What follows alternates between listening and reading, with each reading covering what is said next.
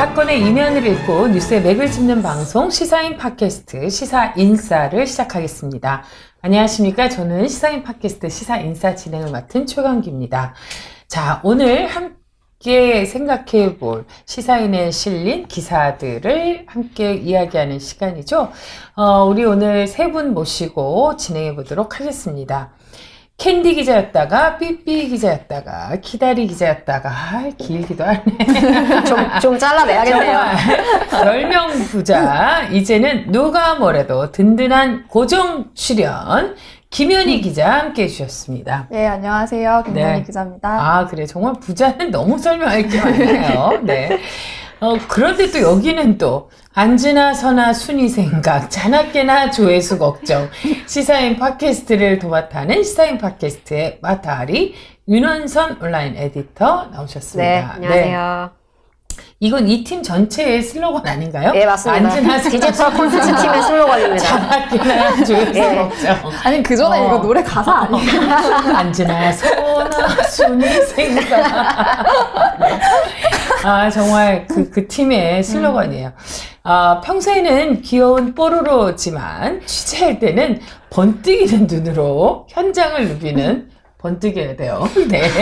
눈을 좀 번뜩하면서 김영하 기자 함께 해주셨습니다. 네, 안녕하세요. 김영하입니다. 네, 반갑습니다.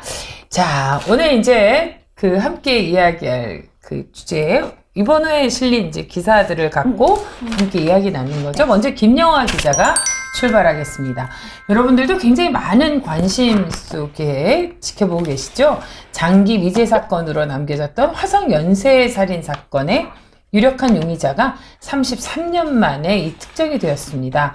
올해 7월 경찰과 국가수가 범죄 현장에 남아있는 증거물의 DNA를 재감식하면서 처제 살인 사건으로 무기징역을 선고받고 부산교도소에 수감 중인 이춘재 씨의 DNA와 일치한다는 사실을 밝혀냈고요. 지난 10월 초에 마침내 이춘재 씨는 화성 사건을 포함해서 무려 14건의 살인 사건과 30여 건의 성범죄를 저질렀다라고 자백을 했습니다. 근데 놀라운 건 따로 있었죠. 그 중에 이미 이제 범인이 검거돼서 모방범죄로 결론이 났던 화성 8차 사건이 포함되어 있었는데요. 여러분들도 아시다시피 8차 사건의 범인으로 20년 옥살이를 마친 윤모 씨가 자신이 살인을 저지르지 않았다고 일관되게 주장했음에도 불구하고 20년 옥살이를 한 것으로 지금 이제 밝혀져서 오히려 화성 연쇄살인 사건의 미제 사건에서 이제 범인이 밝혀진 것보다도 지금은 더 뜨거운 논란이 되고 있습니다. 화성 연쇄살인 사건, 8차 사건, 어떤 사건인지 이거부터 짚고 시작해 보도록 하겠습니다. 네, 저희가 이제 알다시피 화성 연쇄 살인 사건이라고 하면 총 10차례의 살인 사건이 있었거든요. 근데 그 중에서 8번째 사건은 유일하게 범인이 검거된 사건으로 그래서 이제 사람들이 모방 범죄라고 불렀던 사건입니다. 네. 요거 사건을 조금 살펴보면은 1988년 9월 16일에 발생을 했는데요. 중학생이던 피해자 박양이 집에서 살해된 채 발견된 사건이었습니다. 이게 이제 모방범죄라고 불렸던 이유가 이전의 사건들과는 조금 다른 범행 행태를 보였는데 이전 같은 경우는 보통 이제 농수로나 야산 등에서 범행이 발생을 했고요. 그리고 피해자의 손발을 묶는 등 이제 범행 흔적을 남기는 그런 흔적이 남겨졌었는데 8차 사건의 경우에는 그런 범인의 시그니처라는 것이 발견되지 않았기 때문에 이게 모방범죄가 아니냐 하는 그런 얘기가 있었던 것입니다. 네. 그래서 이제 그때 당시 범인으로 지목된 윤 씨는 강간살해 혐의로 구속이 돼서 무기징역을 선고받았고요. 2009년에 석방이 된 걸로 알려졌습니다. 그렇군요. 지금 이제 이춘재 씨가 이제 자백을 한 경우잖아요. 근데 이 주장이 이제 사실일 경우에는 이 윤모 씨가 억울하게 옥살이를 한 거예요. 무려 20년이라는 시간을요. 네. 근데 이제 16년 전에 2003년에 신호철 전 시사인 기자가 진행했던 윤 씨의 옥중 인터뷰가 지금 이제 다시 주목을 받고 있어요. 네네. 신호철 기자가 재소 안 됐어요, 지금. 그때도 이제 무죄를 주장하면서 억울함을 토로했다는 기사가 지금 이제 밝혀졌는데 어떻습니까? 그 당시의 취재기랄까 그런 거를 신호철 기자가 이번호 시사인에 실려져 있죠. 실리기도 했거든요. 그리고 이제 김용화 기자는 직접 화성에 취재를 다녀왔고요. 네, 그래서 네. 그런 얘기를 김용화 기자가 좀 전해줄 수 있을 것 같아요. 네.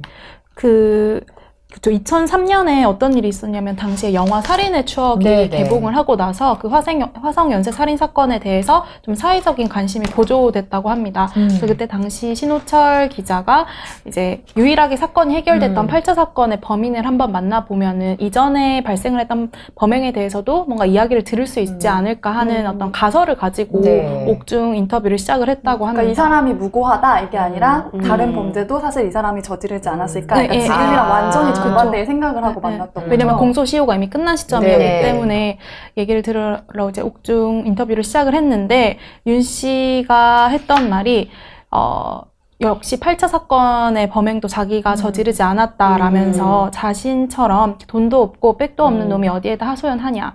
그리고 국선 변호인을 쓸 수밖에 없었고 억울하다고 항변했다. 네. 이렇게 얘기를 했다고 합니다. 그렇군요. 예. 그 이번호에 이제 신우철 기자가 윤모 씨를 만났을 때에 그 당시에 취재담을 또 상세히 실었으니까요. 그 예. 부분은 또 여러분들께서 함께 참고하시면 될 것 네, 같아요. 네. 근데 생각했던 것처럼 조금 인상적이었던 건 윤 씨가 이제 단호하게 아니다라고 한 게 아니라 그분의 어떤 말투나 이런 네, 것 네. 때문에 사실 좀 신빙성을 인정받지 못했고 그 여러 가지 재판을 통해서도 그게 이제 증거로 제대로 이렇게 받아들여지지 않았기 때문에 그런 일들이 있었다라는 이제 그런 기사가 내용이 있었습니다. 당시 이제 그 화성에도 갔다 오셨잖아요. 네, 네. 그 주민들이 기억하는 윤 씨에 대한 어떤 뭐랄까요? 그 기억하는 그분의 모습은 어떤 분이었을까요? 이게 이제 거의 한 30년 전의 사건이다 보니까 그렇죠. 대부분의 지금 화성 시민들 또는 주민들은 사건에 대해서 막 또렷하게 기억하고 있는 사람들은 대부분 없었는데요. 네. 그 마을회관에서 계신 어르신 분들 중에 그 윤 씨를 기억하는 분들을 만날 수 있었어요. 그 중에 한 분은 당시 윤 씨가 살던 집 바로 옆집에 사셨다고 하더라고요. 네. 근데 이제 그 주민들 말을 종합해서 보면은 좀 그러니까 소아마비를 앓아서 다리를 절고 있었고 그리고 네. 고아였다고 합니다. 그래서 그 마을 사람들 중에서는 그 윤 씨의 사연을 좀 딱하게 생각하는 사람들이 많아서 그 농기구 수리 업체에서 일을 하면서 밥을 주고 이런 식으로 해서 좀 불쌍한 아이다 약간 이런 인식이 있더라고요. 그렇군요. 그래서 네. 그때 당시에 이제 사건이 발생한 이듬해 윤 씨가 경찰에 체포가 되고 나서 이제 사라지고 난 이후에 마을 사람들이 굉장히 놀랐는데 왜냐면은 이제 걔가 그럴 애가 전혀 아닌데 그때도 이상하다고 생각을 했다. 근데 그 범행 현장에 채모가 남아 있었고 그게 일치한다고 하니까 그때도 좀 긴가민가 했다. 약간 이런 네. 식으로 말씀을 하시더라고요. 그러니까 그 시간이 오래 걸렸기 때문에 그분을 기억하시는 분이 많지 않지만 네, 그 동네 아주 나이 드신 네, 어르신들은 네. 그 아직까지도 그렇게 그분이 좀 그런 아이가 아니다. 다리가 불편했을 뿐이지 그런 못된 짓을 할 아이는 아니다라고 기억할 정도면 예.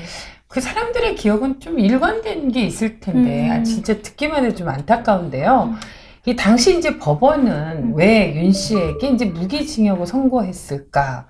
또 항소와 상고까지 모두 기각됐을까? 이게 또 중요한 문제 아니겠습니까?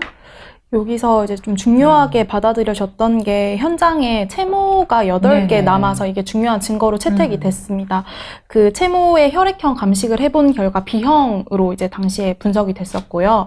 그때 당시에는 처음으로 방사성 동위원소 감별법이라고 해서 국가수와 한국원자력연구소가 이 채모의 성분을 분석을 했습니다. 이게 제가 조금 알아봤는데 방사성 동위원소 감별법이라는 게 이 어떤 채모라든지 어떤 시료에다가 방사선을 쏘면은 거기서 나오는 감마선을 좀 분석을 해서 네. 이 원소 성분이 어떤 구성이 되어 있나 이런 걸 분석하는 그런 기술이더라고요. 근데 그렇게 해서 이 채모 성분을 분석해 봤더니 티타늄 성분이 굉장히 많이 검출이 됐던 거예요. 근데 이거가 어떤 걸 의미하냐고 봤더니 어떤 티타늄 등의 어떤 금속을 다루는 직업에서 종사하는 사람일 것이다라고 이제 용의자의 어떤 그 직업군을 추정할 수 있게 된 네. 거죠. 그러니까 특정을 하는 게 아니라 사실은 이렇게 그 범위를 사실은 좁혀가는 과정이죠. 예. 맞아요. 그래서 그때 당시에 태안읍 일대 공장에서 일하는 거의 450여 명의 채모를 채취를 해서 네. 이걸 또 다시 검사를 하고 검사를 해서 조사를 벌인 것으로 이제 알려졌었는데요. 당시에 보면 윤 씨 같은 경우는 이제 4차례 정도 채모를 채취를 했다고 하고요. 결국 국가수로부터 동일인의 것으로 볼 수 있다는 최종 결론을 내렸습니다. 그때 네. 당시에. 그래서 이 증거 자체가 재판에서 좀 유효하게 채택이 됐었던 것 같습니다. 근데 이때 저도 기사를 읽으면서 좀 그러니까 처음 알게 되기도 하고 안타깝다는 생각을 했던 게 당시 이춘재도 채모 검사를 2번이나 그러니까요. 했었는데 이게 어떻게 빠져나가게 된 거예요, 이춘재는? 이춘재도 당시에 전기 부품 회사 공장에서 일을 했어요. 네, 네. 근데 이제 이춘재는 O형이었고 그 두 차례 검사를 했는데 첫 번째는 B형으로 나왔고 두 번째는 O형으로 나오면서 수사 대상에서 빠졌습니다. 그래서 네. 그런 상황이었고요. 이 방사성 동위원소 감별법 자체에 대해서도 성분 원소를 분석하는 그런 기술로서는 굉장히 탁월하고 정확도가 높지만 그런 우리가 알고 있는 DNA 감식처럼 네네. 사람을 식별하고 구별하는 그런 식의 어떤 방법이 아니기 때문에 좀 여러 가지 정황을 종합적으로 파악을 했었어야 됐다 이런 그렇군요. 의견들이 많더라고요. 근데 어쨌건 뭐 그 당시로는 그게 이제 획기적인 네, 과학 수사 방식이었고 뭐 그랬다라고 이제 보도도 하고 그랬던 기억이 있어요. 네, 근데 네. 참 인간의 운명이라는 게 묘해서 그러니까 이게 사실은 4번에 걸쳐서 네. 검사를 하고 네, 네, 네. B형으로 밝혀지고 여러 일치한다라는 판결 받은 반면 이춘재라는 사람 B형이었다 O형으로 어떻게 혈액형이 이렇게 바뀔 수가 있는지 알 수가 없는 네, 일이네요. 네. 근데 이제 이분의 안타까운 일은 이제 여기서 멈추는 게 아니라 윤 씨 같은 경우 이제 경찰의 고문을 받았다라고 주장을 해왔는데 이춘재가 범죄 사실을 자백한 지금도 같은 입장인가요? 어떻습니까? 그때 이제 처음 당시 체포가 됐을 때 경찰의 고문을 받고 허위 자백을 했다라고 이야기를 했고요. 1심 판결까지 자백이 유효하게 증거로 받아들여졌는데요. 이제 윤 씨가 바로 이제 항소를 했습니다. 그 경찰에게 혹독한 고문을 받고 허위 자백을 했다고요. 그렇지만 2심 재판부는 수사기관에서 어떠한 가혹 행위를 당했다고 볼 만한 자료가 없다라고 봤고요. 특히 그 현장에서 발견된 음모와 피고인의 음모를 분석한 소견서를 보면은 범죄 사실을 인정하기에 충분하다고 이렇게 강조한 부분이 나와 있더라고요. 그렇군요. 대법원에 또 상고를 했지만 그 또한 비슷한 이유로 이렇게 기각당했습니다. 네. 그 이후에 이제 30년 만에 언론에 다시 이제 윤 씨가 이제 말을 하게 된 건데요. 재심을 하겠다고 밝혔고요. 그 당시에 이제 여전히 같은 진술을 하고 있습니다. 그 강압 수사 때문에 거짓 진술을 했다고요. 그래서 이 사건을 보고 나서 그 삼례 나라 슈퍼 강도 치사 사건과 익산 약촌 오거리 살인 사건의 재심 변호를 맡았던 박준현 변호사가 그 변호를 맡았다고 알려져 있습니다. 네.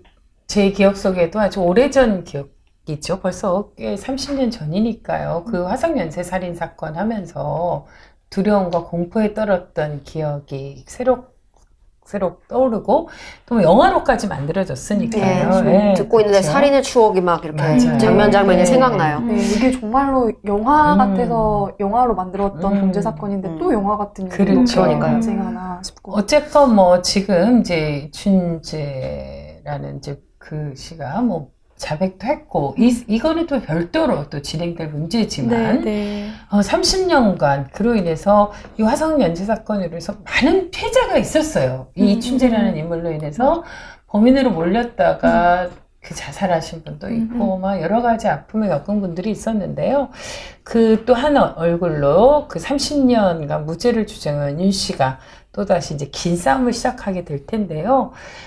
정말 많은 분들이 좀 이제 격려해 주셔야 될 것 같아요. 저는 그분이 얼마나 고달프고 외로운 삶을 살았을까라는 생각을 할 너무 때마다 안타까워요. 정말 무고하게 20년을 감옥에 있었다는 게 참. 그렇습니다. 이분에 대한 지금 이제 다시는 우리 사회가 이분의 간절하고 절절한 목소리를 외면하지 않고 귀 기울일 수 있도록 또 이것도 사실은 이게 재심을 청구해서 재판을 받는 일도 쉬운 일이 아닐 거예요. 쉬운 일은 아니기 때문에 네, 이 문제가 잘 해결되기를 간절히 바라봅니다.